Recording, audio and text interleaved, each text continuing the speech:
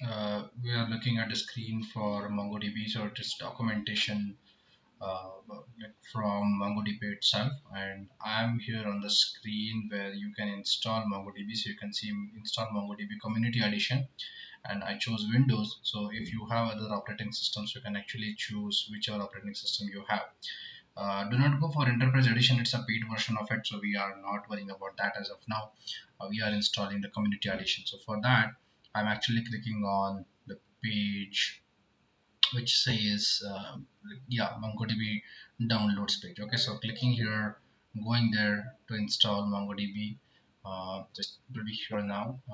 Okay, so there is an advertise of global cloud database. We are not into that as of now. So click on server, and according to your operating system, choose one. Good with that. So go ahead and download MongoDB from here. So download it here, and I just did that. And once downloaded, start an MSI file. So you can see that I'm actually starting my MongoDB installation. So that's the only file you will get. Okay, so just click on it and you will start MongoDB installation. We'll go through the process now. So click on next, accept, next.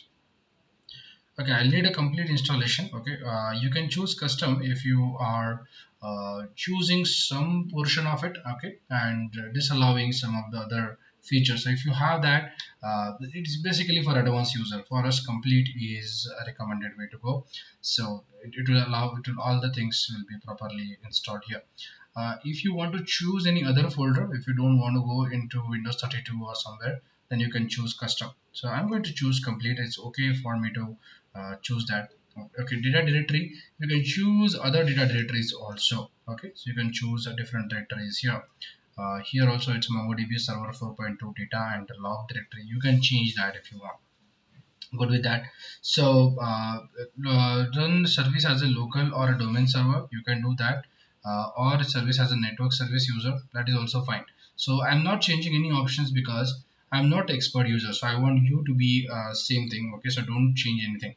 If you really want something to be run on your own machine, okay, so you can choose account name to be like MongoDB, that's totally okay, and password to be password.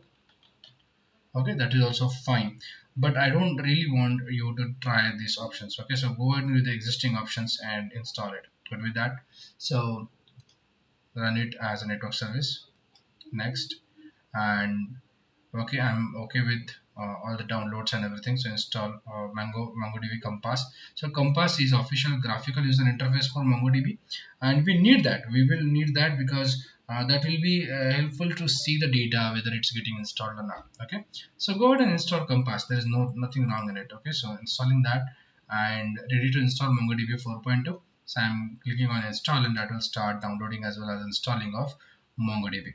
So let's wait for a while so that it will get complete. So I'll pause the video till it actually comes to the proper point.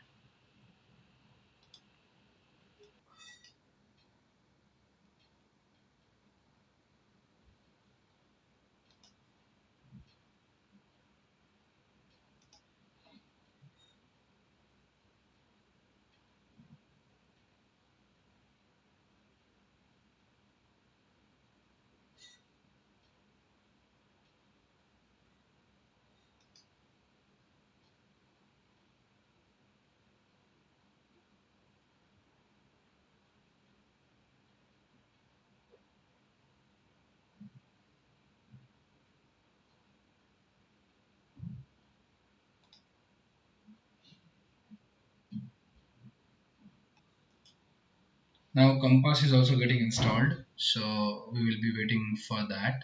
And once everything is done, then we should be able to try that on our computer. So as soon as Compass got installed, I can see it's prompting here. So I think it's starting now, and we can see MongoDB getting started also behind the scenes. It also asks for system restart. So if it does that way, we will cut off this video and then plug it back. So let's wait for MongoDB Compass to respond.